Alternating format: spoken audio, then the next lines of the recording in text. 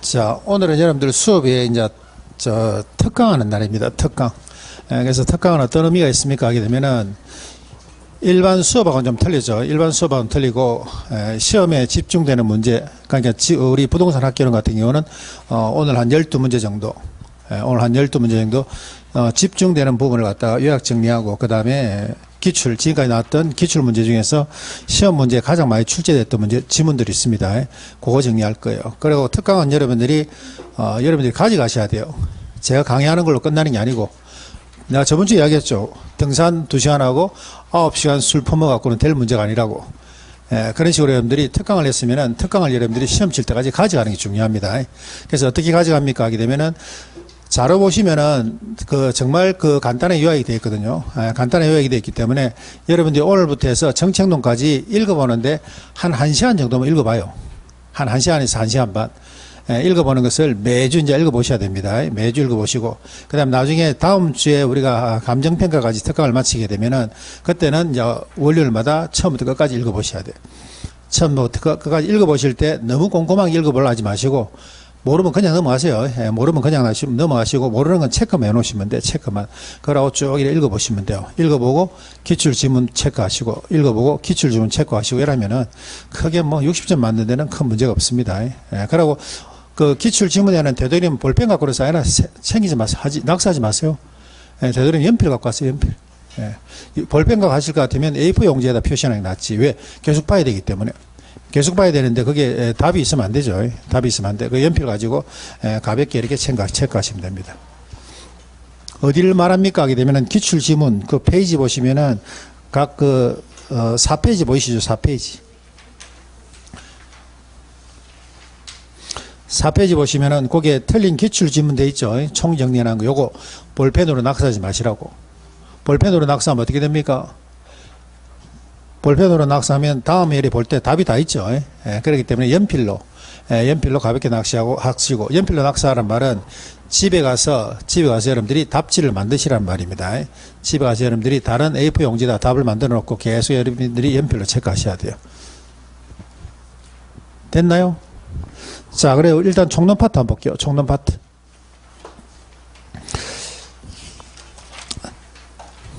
자, 총론 파트 보시면은 거기에 토지 용어 되어 있는데 그 오른쪽에 보니까 별표 2개 되어 있죠. 빨간 별표 2개. 토지 용어 별표 2개 되어 있는 거 보이세요? 자, 그 다음에 한 장 넘겨볼게요. 넘겨보시면은 거기에 5번에 보시면은 별표 2개 되어 있는 거 있죠. 별표 2개.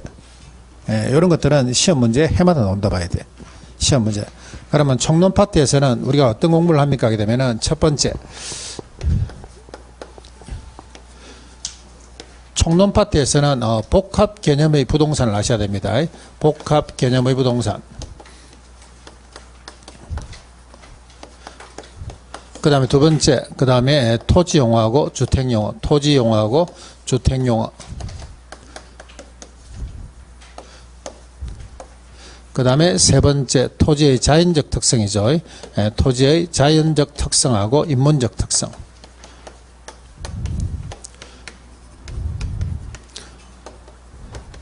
그래서 요거 3개 정리하시면 됩니다. 요거 3개. 총론 파트에서는 복합 개념의 부동산하고 그 다음에 토지용어, 주택용어, 자연적 특성과 인문적 특성.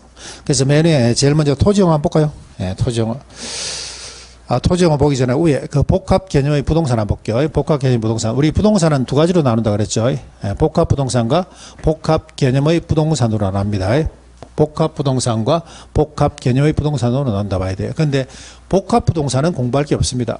복합 부동산은 밑에 어떻게 되어 있습니까? 보니까 그게 활동상의 부동산에 되어 있죠. 활동 측면입니다. 토지 건물의 일체의 부동산을 갖다가 토지와 건물을 우리가 한 개로 보는 부동산이죠. 이런 부동산을 갖다는 복합 부동산이라 그래요.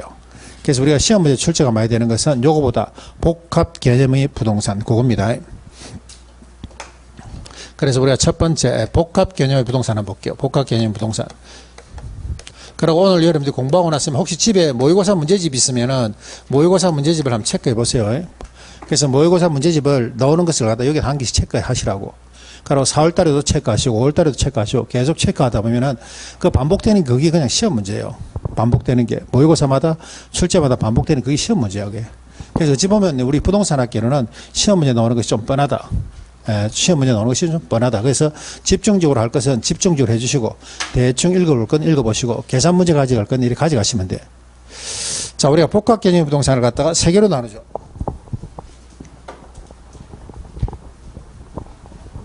요거 어떻게 나눕니까 하면 요거는 법률, 경제, 기술로 나눕니다. 법률과 그 다음에 뭐로 경제, 그 다음에 기술적 측면으로 나눈다 보시면 돼요. 법률, 경제, 기술에 이걸 법경기라 그러죠. 두 개로 나누면 어떻게 나눕니까? 두 개로 나누면 법률과 경제는 눈에 안 보이죠. 눈에 안 보이기 때문에 이거는 무슨 측면? 무형적 측면. 눈에 보이기 때문에 이거는 유형적 측면이요. 그럼 복합 개념 부동산을 세 개로도 나눌 수도 있고 두 개로도 나눌 수 있겠죠. 세 개로 나누면 법률, 경제, 기술. 두 개로 나누면 무형과 유형. 자, 가장 기본적으로 시험 문제 출제해야 되는 것은 왜 종류 물어봐요. 법률적 측면에서는 뭐가 있습니까 하면 협의의 부동산과 그 다음 뭐 있어요? 광의의 부동산. 협의의 부동산과 광의의 부동산. 경제적 개념에서는 자산, 그 다음에 자본, 그 다음에 생산 요소, 그 다음에 소비재 상품, 자자생소품이라고 그러죠. 그 다음에 기술적 측면에서는 요건 네 가지죠. 공자유한, 공간, 그 다음에 자연, 공간, 자연, 그 다음에 위치, 환경. 됐습니까? 자, 그 다음 우리가 협의의 부동산과 광의의 부동산, 요거 나눌 줄 아셔야 돼요. 협의의 부동산과 광의의 부동산. 협의의 부동산과 광의의 부동산의 중심이 되는 것은 여기 뭐 있습니까 하면 준부동산입니다. 준부동산. 그래서 준부동산을 받게 되면은 그게 뭐가 됩니까 하면 이게 광의의 부동산이 된다 봐야 돼요. 자, 여기까지도 이해되세요? 자, 그 다음 우리가 준부동산 종류 좀 아셔야 됩니다. 준부동산 종류. 거기 보니까 준부동산을 갖다 우리가 나눌 때는 요거 크게 세 개로 나눕니다. 어떻게? 기계, 그 다음에 재단, 그 다음에 기타. 기계는 교재 보시면은 기계, 건설기계 돼 있죠. 건설기계. 기계는 건설기계, 그 다음에 자동차, 선박, 항공기, 자동차, 그 다음에 선박, 그 다음에 항공기. 그 다음에 재단에는 두 개 나오죠. 공장재단과 뭐가 나옵니까? 광업재단. 공장재단과 광업재단. 그 다음 기타에는 어건, 임목. 자, 칠판 한번 볼게요. 이러한 것들이 전부 다 어느 측면, 이러한 것들이 전부 다 어느 측면, 여기는 측면으로 가면 어느 측면, 법률적 측면이라 봐야 돼요. 이런 것들이 전부 다 어느 측면, 법률적 측면이라 봐야 돼요. 그러면 여러분들이 쉽게 생각하려면은 경제적 개념 5개 오시고 그 다음에 기술적 개념 4개 빼고 나면 싹 다 무슨 요거는 어느 측면 법률적 개념이라 봐야 돼요. 여기까지 이해되세요? 법, 경기 나눌 줄 알겠습니까? 공장재단, 광업재단 나오면 어느 쪽? 법률. 공장, 광업재단 나오면 법률. 어건, 임목.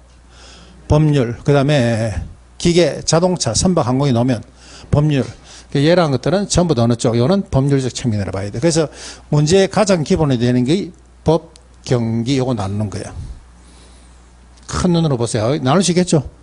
자, 그 다음에 여러분들이 해야 될 게 뭡니까 하면은, 정착물입니다. 그 다음에 해야 될 것이 정착물. 그 다음에 해야 될 것이 요게 정착물이에요. 정착물. 그래서 정착물이라는 것은 요거는 뭔데 하면, 요거는, 협의의 부동산이라는 것은 요거는 민법상의 부동산이에요. 민법상의 부동산. 요게 법률이죠. 법률. 법률적 개념이기 때문에 민법상에서 다루는 부동산을 뭘 한다고? 그걸 협의의 부동산이라고 합니다. 좁은 부동산. 좁은 부동산이라는 것은 뭔데 하면 토지 및 그 정착물. 그래서 민법상의 부동산, 협의의 부동산, 토지 및 그 정착물 이건 같은 거예요. 좁은 부동산. 그래서 그 안에서 우리가 정착물 요걸 아셔야 됩니다. 정착물. 정착물이라는 것은 한 필지의 토지를 내가 매매할 때 그 소유권이 내한테 넘어오는 것들이 그게 정착물이에요. 그런데 넘어오지 못하는 것들이 있어. 나는 못 간다. 내가 넘어가려면 거래를 따로 해라는 거. 그게 뭐예요? 그게 독립정착물입니다. 독립정착물. 그래서 요거 4개 기억하셔야 되죠. 독립정착물. 그게 어떻게 되어 있습니까? 제일 먼저 건물. 토지 건물은 항상 별개이기 때문에 건물. 그 다음에 그냥 미분리 과실이라든가 수목이 되어 있으면은 그는 종속작물인데 앞에 뭐가 붙어 있으면은 명인방법이란 말이 붙어 있으면은 그 앞에 명인방법이란 말이 붙어 있으면 요거는 주인이 따로 있다 보셔야 돼요. 그 다음에 등기해버리 있으면 이것도 주인이 따로 있다 봐야 돼요.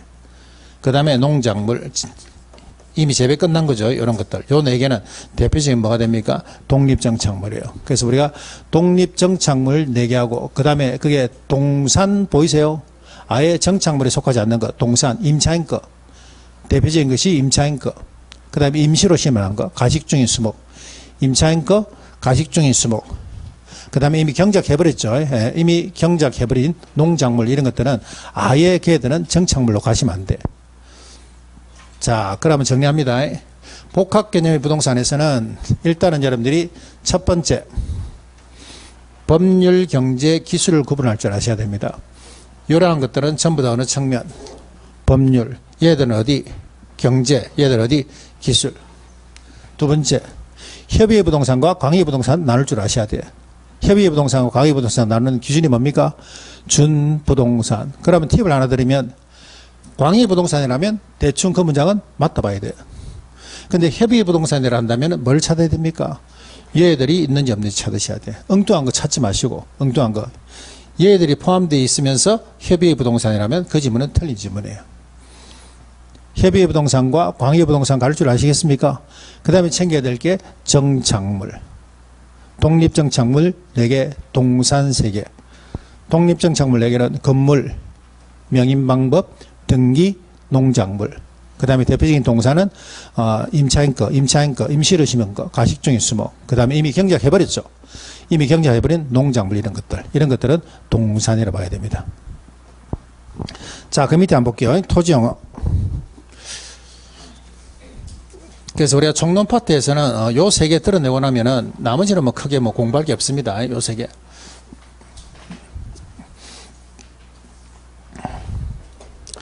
자, 다시 한 번 더 복합 개념의 부동산에서는 우리가 제일 먼저 법률, 경제, 기술, 요거 구분할 줄 아셔야 되고, 그 다음에 두 번째는 뭐 협의하고 광의 구분할 줄 아셔야 되고, 그 다음에 세 번째는 정착물이죠. 정착물 중에서도 이 중에서 독립 4개, 그 다음에 동산 요거 3개.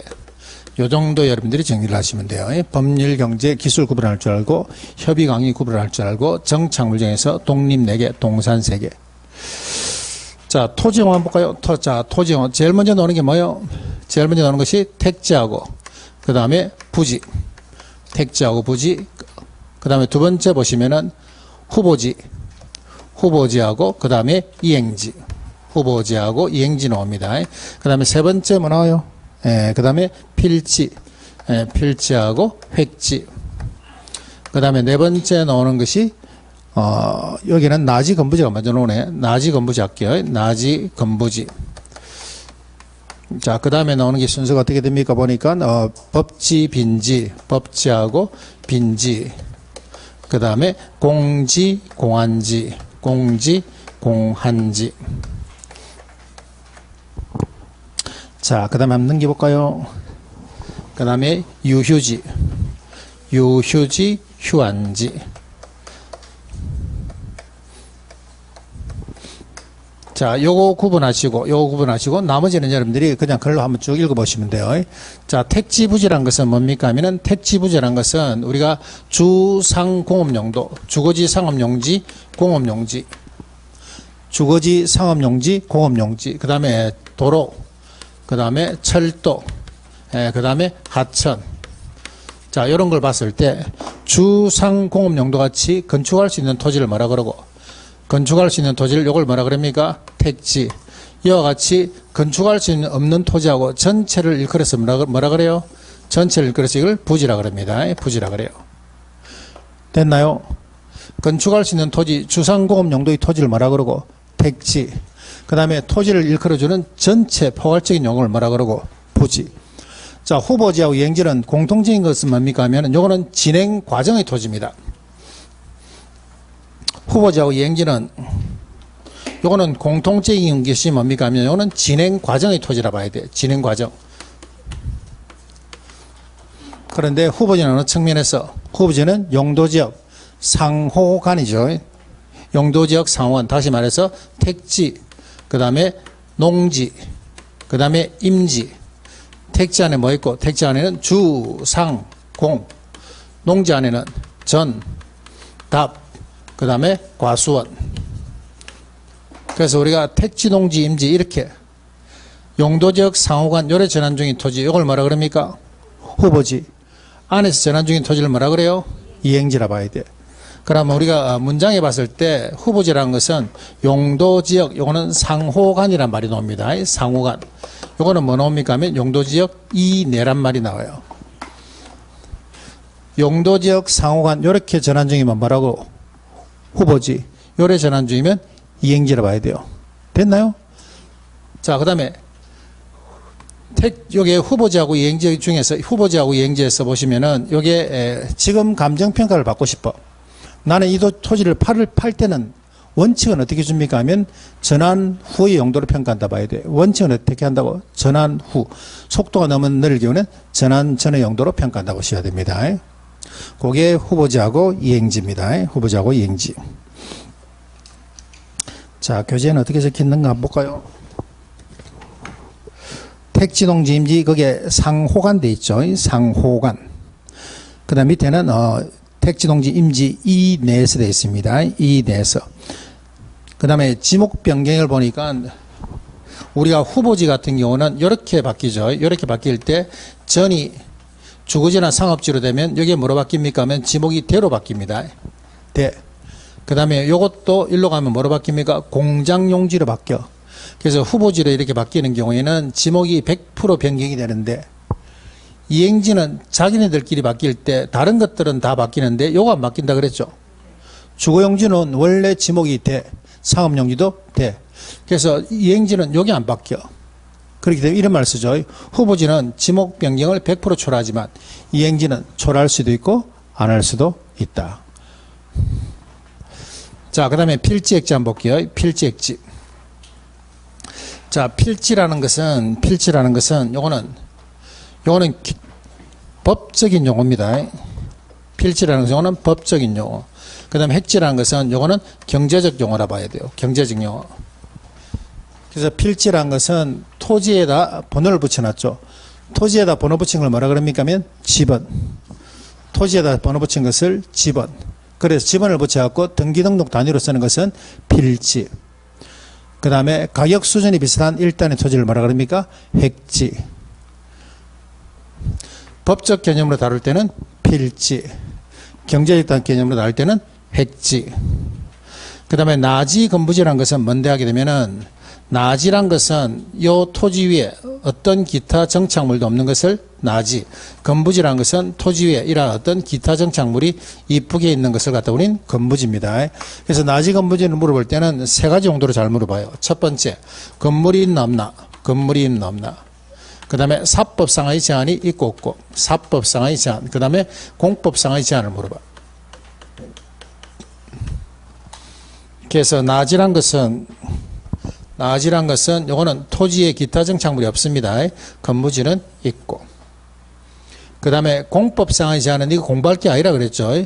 대한민국 전 국토는 공법상의 제한이 다 있다 봐야 돼. 여러분들이 공법 시간에 비우는 용도, 지역, 지구, 구역이죠. 이런 것들은 다 있다 봐야 돼. 자, 문제가 되는 건 요거죠. 사법상의 제한. 사법상의 제한이 나지에는 없고 건부지에는 있습니다. 맞나요? 사법상의 제한이라는 것은 뭔데 하면은 내가 이 토지를 사는 이유는 이 토지를 가지고 사용 수익을 해야 됩니다. 이 토지를 활용해서 내가 돈을 벌어야 돼. 근데 이 토지를 활용하고자 하니까 얘는 뭐가 눌리고 있습니까? 건물이 꽉 눌리고 있어. 근데 이 건물 안에 뭐가 있습니까 하면은 용적률, 그 다음에 건폐율, 그 다음에 지상권 임대차도 있을 수가 있고 여러 가지 권리가 안에 포함되어 있다 봐야 돼. 이런 권리가 또 땅을 딱 눌리고 있으니까 얘가 사용 수익하는데 불편해. 그래서 뭐 어떻게 해야 됩니까? 이거 철거해야 되죠. 토지를 사용 수익하기에는 이걸 철거를 해야 돼요. 이걸 갖다 우리는 사법상의 제한이 있다 그러죠. 그래서 건부지는 사법상의 제한이 있기 때문에 나지 가격보다 어떻다? 낮게 평가된다 봐야 돼요. 이걸 기본적으로 뭐라 그럽니까 하면 건부감가. 이걸 건부감가라 그래요. 근데 우리가 예외가 있다 그랬죠. 수용당할 때나, 그 다음에 국가에서 어떤 금별 용적률을 조지거나 이런 경우에는 그때는 건부증가가 옵니다. 그런 경우는 건부증가가 온다 봐야 돼요. 자, 그 다음 우리가 법집이, 그리고 낮에는 요거는, 지목이 꼭 되어야 할 필요는 없습니다. 지목이 되어 있는 토지를 가두니 뭐라 그럽니까 하면, 나대지라 그래. 지목이 되어 있는 토지를 가두니 나대지라 그래. 그래서 공장용지 위에 건축물이 없으면 그걸 가두니 나장지라 그럽니다. 나장지. 그렇기 때문에 지목이 꼭 되어 있을 필요는 없다. 자, 법지빈지는, 법지란 것은 뭔데 하게 되면은, 법지라는 것은 집과 집 사이에 이렇게 기울어진 토지가 옵니다. 요거. 기울어지고 경사진 토지를 법지라 그러고, 빈지라는 것은 바닷가 수면 해안선으로부터 처음 만나는 지목까지 요 안에 백사장이죠. 백사장 이걸 뭐라 그럽니까? 이걸 빈지라 그럽니다. 빈지. 그럼 요거는 우리는 법자를 보자 그랬죠. 법자가 있기 때문에 소유권 있죠. 요거는 활용 실익이 없는 토지. 요거는 법자가 없죠. 요거는 소유권 없어. 근데 활용 실익이 있는 토지를 빈지라 그럽니다. 빈지. 기울어진 토지를 뭐라 그러고, 법지. 해안선에서부터 처음 만나는 지목까지를 뭐라 그러고, 빈지. 소유권 개념을 따질 때는 법자만 보시면 됩니다. 법자가 있으면 소유권이 있으나 활용 실익이 없는 토지. 법자가 없으면 소유권 없죠. 그렇지만 활용 실익이 있는 토지. 자, 공지, 공한지는 이 똑같습니다. 비어있는 토지예요. 공지나 공한지나 똑같이 이거는 비어있는 토지야.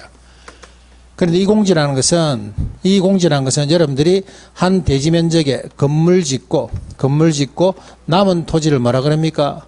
남은 토지를 공지.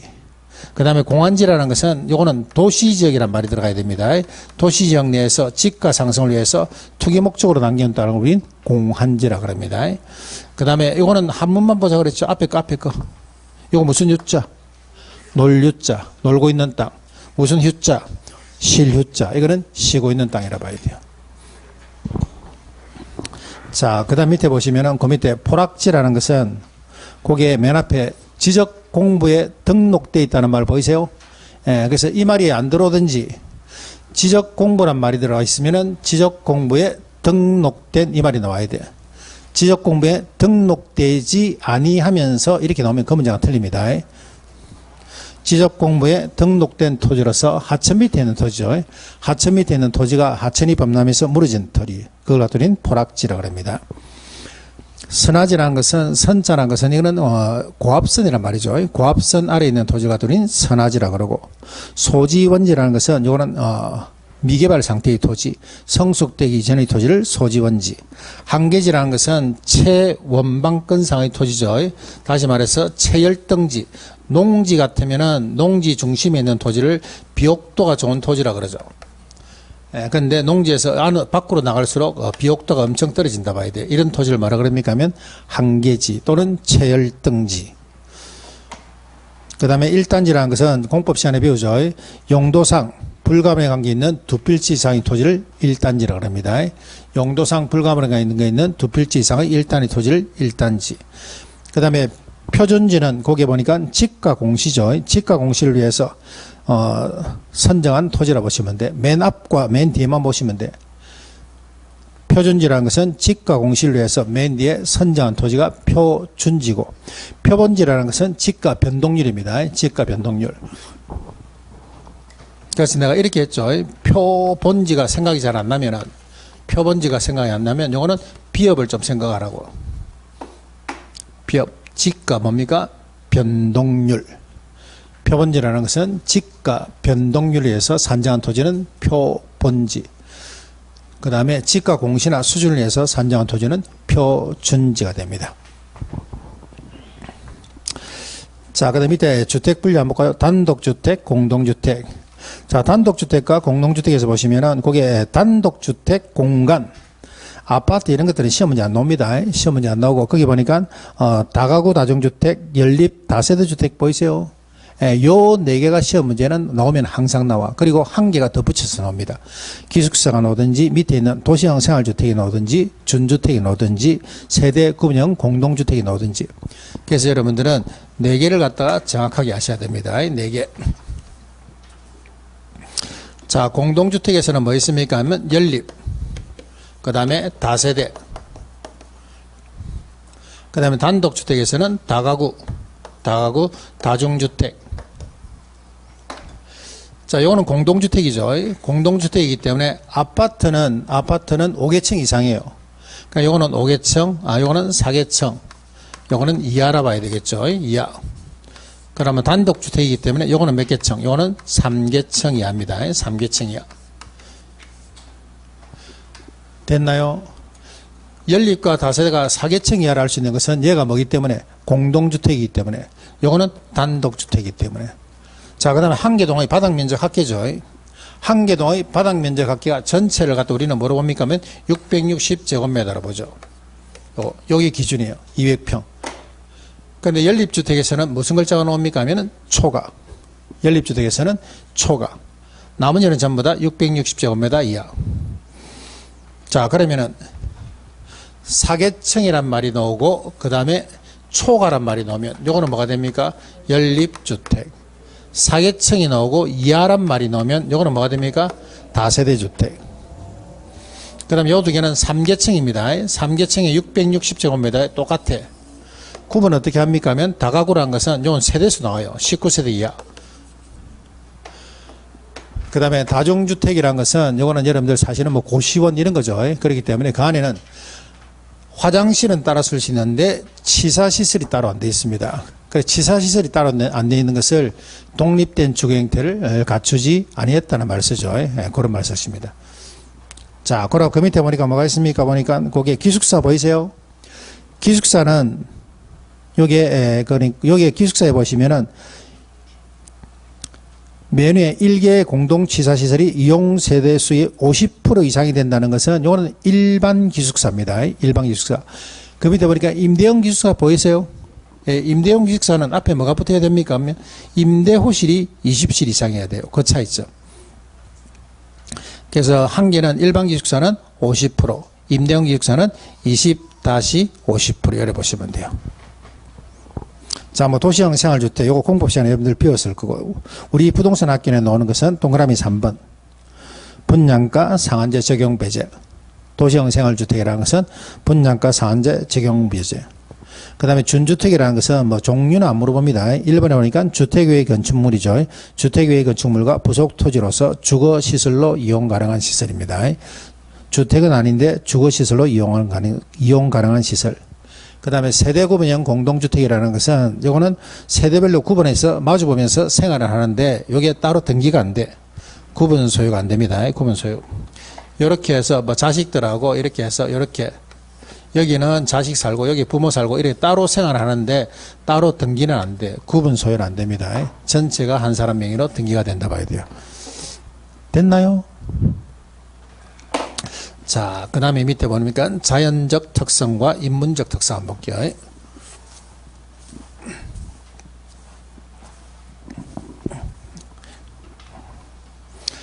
자, 우리가 자연적 특성이라는 것은 요거는 안 되는 성격입니다.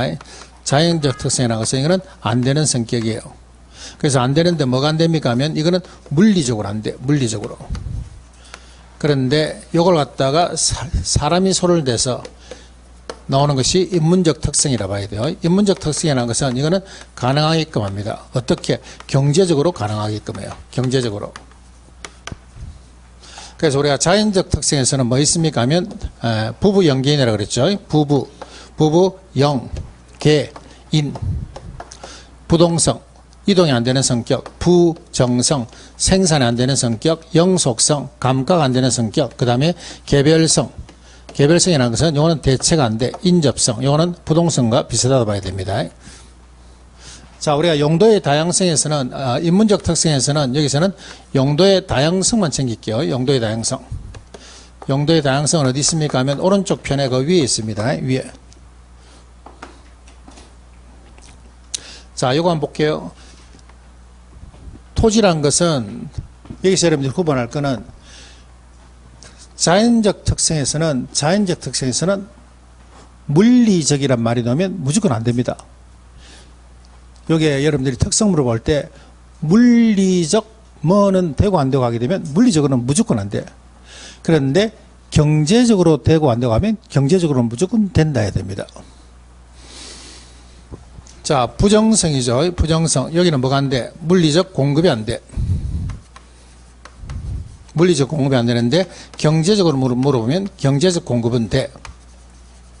요거는 돼. 요거는 안 돼. 됐나요?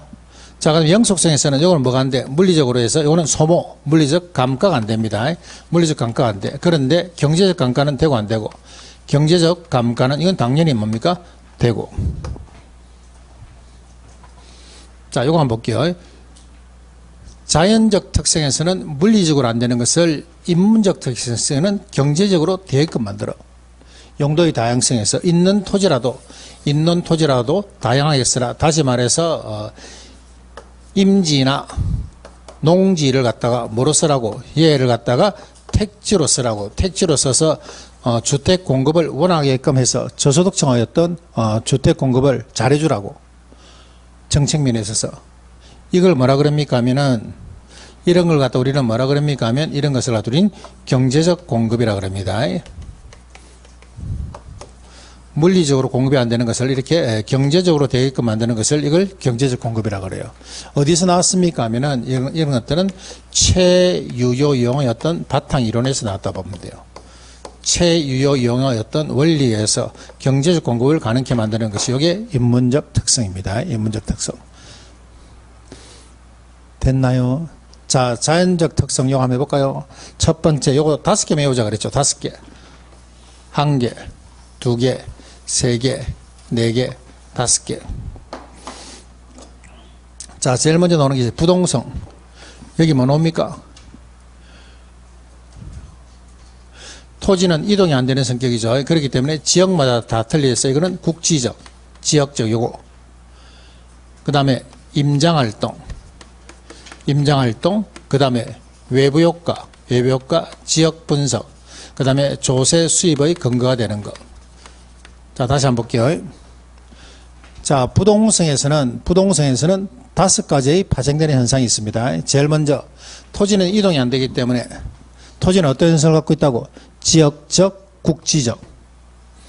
그리고 토지 보고 싶으면 제가 가야 되죠. 서울 가는 아들과 토지는 안 온다 그랬죠. 자기가 가야 돼. 그걸 돈이 뭐라 그럽니까? 임장활동. 그 다음에 토지는 가만히 있으면 외부 효과가 발생합니다. 내 옆에 공원이 들었으면 같이 올라갈 것이고, 내 옆에 쓰레기 매립장이 들어오면 가치가 떨어지는 것은 외부 효과. 그 다음에 내가 감정평가를 받게 되면은 보면 우리가 지역 분석을 하죠. 지역 분석. 내 갖고 있는 토지와 주택, 그 주위를 둘러봅니다. 그게 뭡니까? 지역 분석. 그 다음에 여러분들이 이제 7월달, 9월달 되면은 보유세 내죠. 보유세가 날라오는 것도 뭐 때문에? 토지는 이동이 안 되기 때문에. 됐나요? 5개. 다시 한 번 더. 제일 먼저 나오는 게 뭐라고요? 국지적, 지역적. 그 다음에 임장활동. 그 다음에 외부효과, 지역 분석. 그 다음에 조세 수입 근거. 자, 교재 한번 볼까요? 자, 거기에 그리 되어 있죠. 국지화, 지역시장. 이 두 번째 임장활동, 외부효과, 지역 분석, 그 다음에 조세 수입의 근거가 되는 것들이 여기 전부 다 부동성에서 나옵니다. 부동성. 이러한 것들이 보니까 네 번째 동그라미 보면 오른쪽에 불안전 시장이죠. 불안전 시장의 어떤 요인이 된다 봐야 됩니다. 불안전 시장 요인. 자, 그 다음에 부정성 한번 볼까요? 부정성.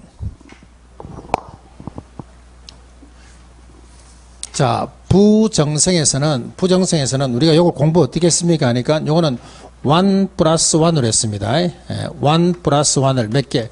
우리는 3개를 했어. 제일 먼저 부정성이라는 것은 요거는 생산이 안 됩니다. 그래서 생산이 안 되는 것은 토지는 물리적으로 절대 공급이 안 돼. 토지는 물리적으로 절대 공급이 안 됩니다. 그런데 경제적으로는 공급이 돼. 그럼 경제적으로 공급이 된다는 게 어떤 예입니까? 그러니까 아까 같이 임지, 농지를 갖다가 개간해서 뭐로 만들고? 택지로 만들고, 바다 메꾸어서 예를 들어 택지 만들고, 산에 개량해서 택지 만들고 하는 것들이 거기에 전부 다 경제적 공급이라 봐야 돼요.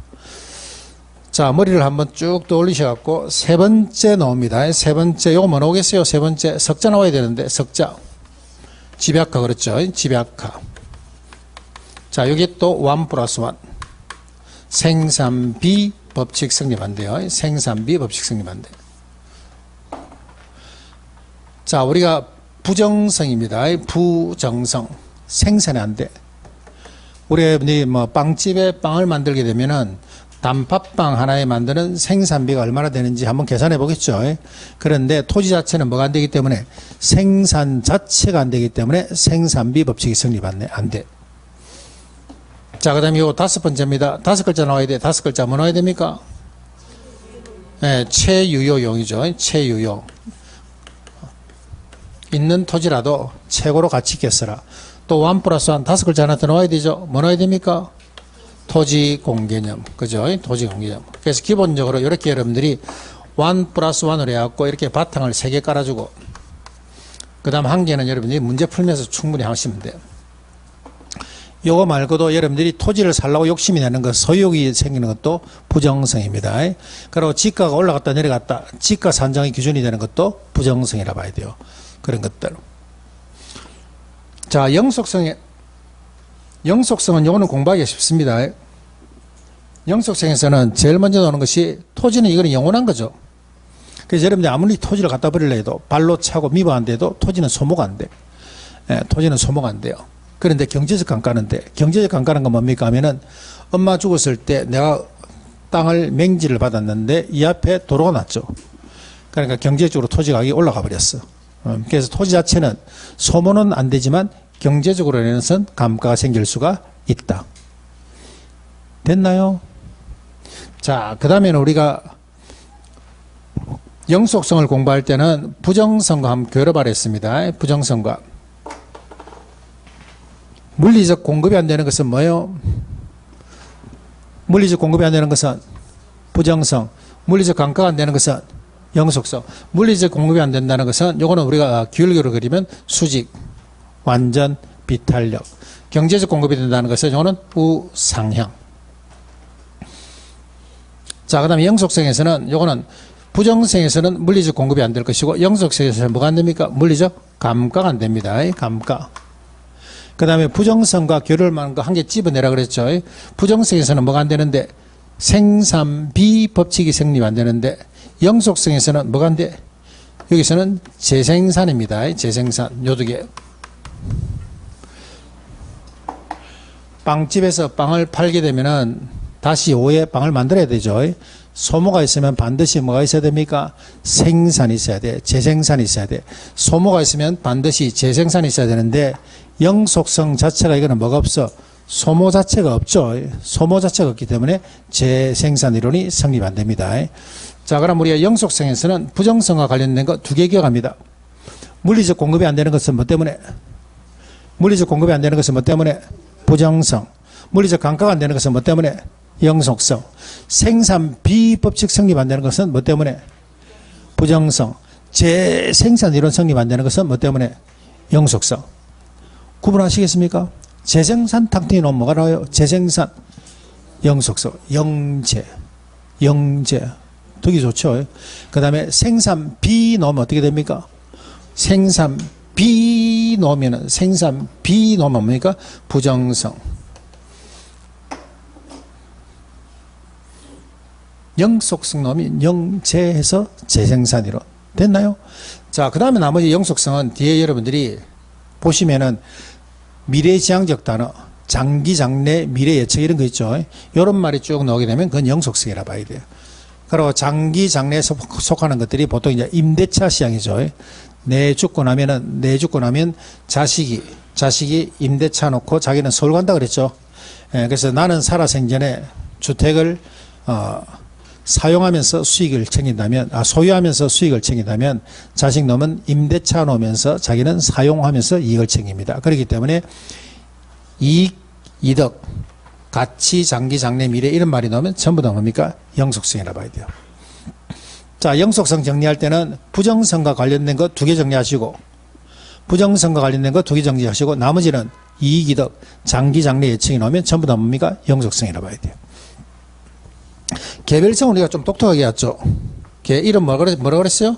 독구, 개별화, 독점화, 구체화.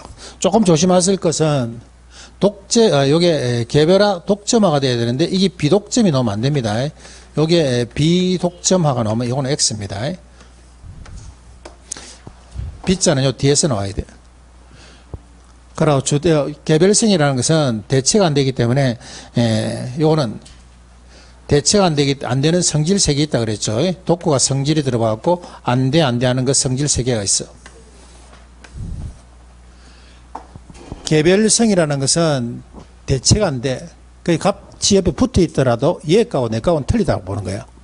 그렇기 때문에 일물일가, 한 개의 물건이 똑같은 가격이라는 그런 원칙이 성립 안 돼요. 32평 아파트가 이게 가격이 똑같다는 그런 원칙이 성립 안 되는 것은 뭐 때문에? 개별성 때문에. 그 다음에 부동산 간에 비교도 안 됩니다. 비교가 안 되는 것도 뭐 때문에? 개별성 때문에. 그 다음에 공통의 이런 원리도 이런 것도 안 되는 것도 뭐 때문에? 개별성 때문에. 안 된다 하니까 걔가 뭐라 그래요? 성질을 내갖고 이 크게 하면서 개쓰리비라 그러죠. 쓰리비. 부동산 시장의 대표적인 특징, 불안정 경영 시장의 특징. 뭐가 있습니까? 쓰리비. 시장은 조직성이 될 수 없고, 거래를 공개하는 것은 싫어하고, 상품은 표준화가 될 수 없습니다. 그게 대표적인 쓰리비라 보시면 됩니다. 쓰리비. 됐나요? 자, 그래 보시고. 자, 오른쪽에 한번 볼까요? 오른쪽에 보면 토지 소유권의 법이라든가 개발권 양도제도 이런 것들은 여러분 한번 읽어보시면 되고, 8번에 보시면은 표준산업에 따른 부동산업이 분류한 볼게요. 부동산업이 분류. 여기서는 여러분들이 뭘 체크해야 됩니까 하면은 서비스업을 잘 챙기시면 돼. 관련 서비스업 보이세요? 관련 서비스 오른쪽에 보니까 관리 보이세요? 관리 찾았나요? 그 다음에 자문 찾았어요? 자문? 관리, 그 다음에 중개, 자문 찾았어요? 중개 자문? 그 다음에 감정평가. 자, 그래서 우리가 부동산업을 분류할 때는 거기 보니까 소분류, 세분류 되어 있는데, 우리가 소분류상에서는 임대, 그 다음에 공급입니다. 임대 공급. 그 다음에 이거는 서비스업이에요. 서비스. 이거 모의고사 나왔던 것 같은데 맞췄어요? 네. 그래서 우리가 임대 공급에는 뭐 있습니까 하면 임대, 그 다음에 개발, 임대 개발 공급 요래 나누고, 서비스업을 어떻게 합니까 하면 관리 중 자 감. 근저감이 아니고 뭐라고요? 중자감. 근저감이 아니고 중자감. 그래서 우리가 서비스에서는 관리 중자감, 요거만 여러분들이 조금 기억하시면 돼요. 그러면 시험 문제에서 예를 들어서 임대업이라는 것은 부동산 임대업이라는 것은 서비스업에 넣으시면 안 됩니다. 아시겠죠? 임대업은 어디 들어갑니까 하면 임대 공급업에 들어갑니다. 임대 공급. 그 다음 한 개 더 기억할 것은, 여기는 주거용 부동산, 비주거용 부동산, 기타 부동산. 주거용 부동산이라는 것은 여러분 사시는데, 비주거용 부동산이라는 것은 상가, 기타 부동산이라는 것은 상업 목적이 아닌 다른 공공시설 이런 것들, 그런 것들은 전부 다 임대개발 공급이 되는데, 유일하게 관리 쪽에서는 뭐가 안 됩니까? 관리 쪽에서는 기타 부동산 관리 안 됩니다. 기타 부동산. 상업 목적이 아닌 뭐 관공시설 같은 거, 상업 목적이 아닌 관공시설을 갖다가 여러분한테 관리 좀 해주세요, 이런 건 안 된단 말이죠. 예, 그렇기 때문에 기타 부동산 관리는 여기서 빠진다 봐야 됩니다. 그것만 여러분들이 기억하시면 돼요. 자, 문제 한번 풀어볼게요. 넘기시갖고.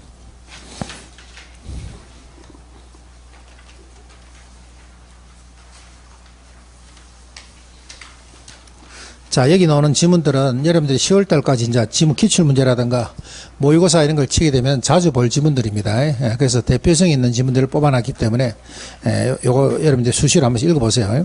1번. 기술적 개념의 부동산이라는 것은 공간, 자산, 위치, 환경. 뭐가 들어갔습니까? 자산 어디로 가야 돼요?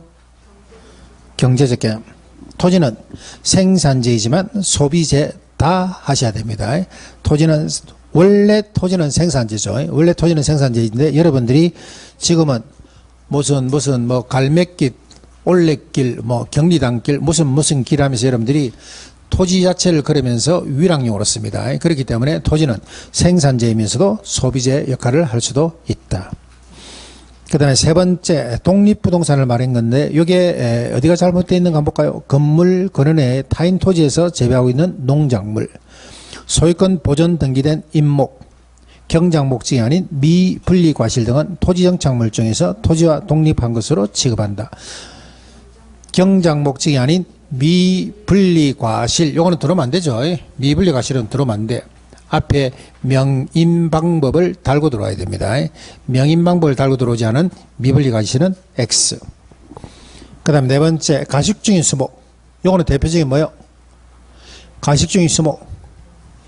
가식중인 수목이 나오면 머릿속에 동산 딱 떠올라야 돼. 동산 떠올라야만이 오른쪽에 문제가 풀려. 가식중인 수목에서 동산이 안 떠오르면 오른쪽에 문제가 안 풀립니다. 이거 뭔데 이렇게 된다니까. 그래서 그걸 암기해 달라고. 세 가지. 임차인 정착물, 가식중인 수목, 그 다음에 경작해버린 수확물. 이 세 개는 문장에서 딱 봤을 때 이건 이거 동산이다 생각이 딱 들어오셔야 돼. 그래야만이 답이 나옵니다. 부동산으로 간주하지 않는다. 다섯 번째, 공간정보의 구축 및 관리 등의 법령상 용수를 위하여 일정한 형태를 갖춘 인공적인 수로. 요거 뭐예요? 국어죠. 요거 등기법 시간에 배웠을 겁니다. 국어.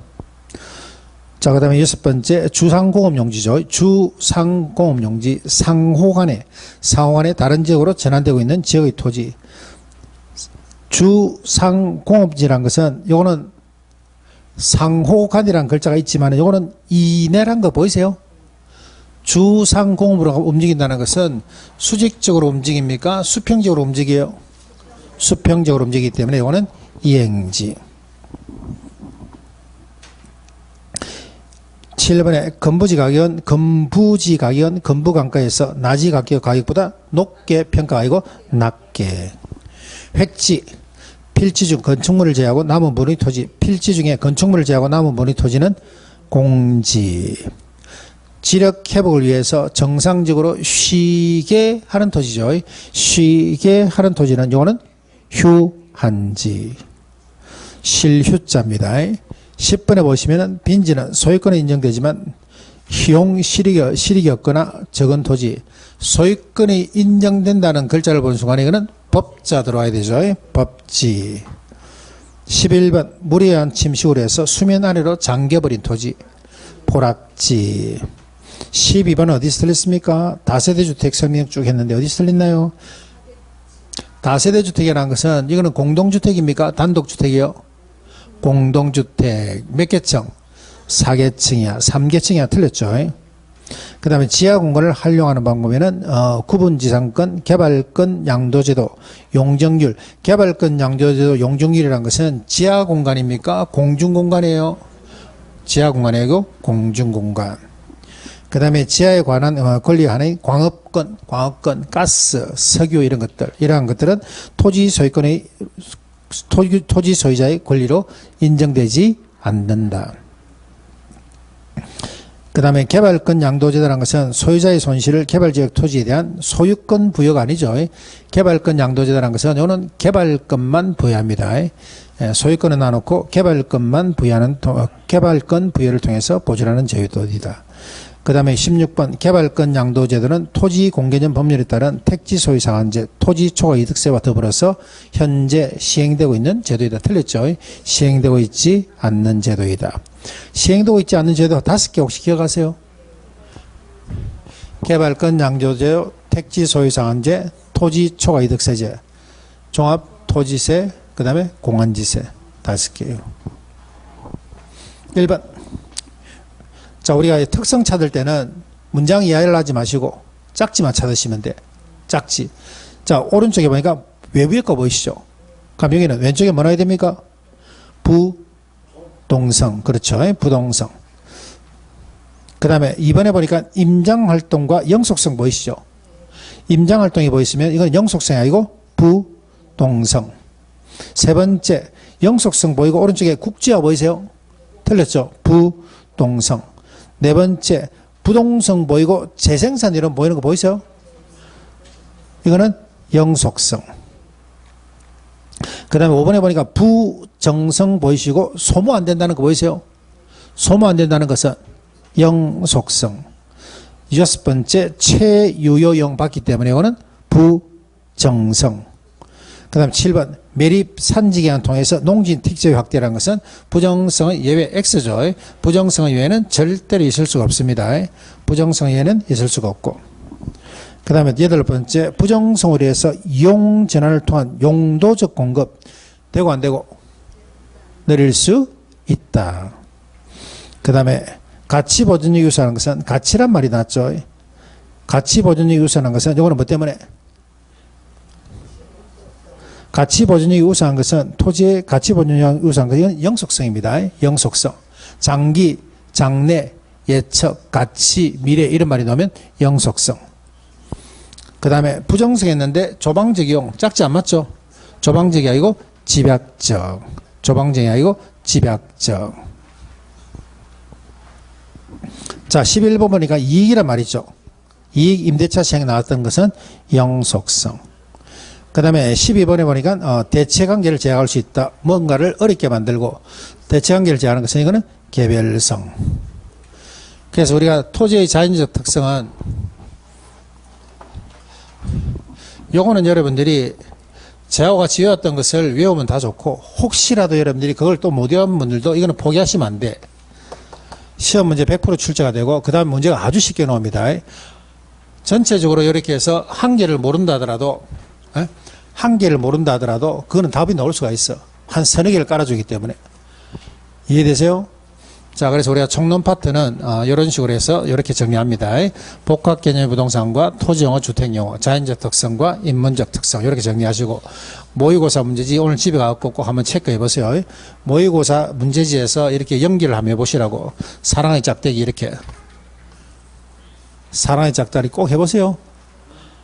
할 거죠? 네. 자, 좀 쉴까요? 좀 쉬고 경제론 파트 한번 볼게요. 좀 쉬겠습니다.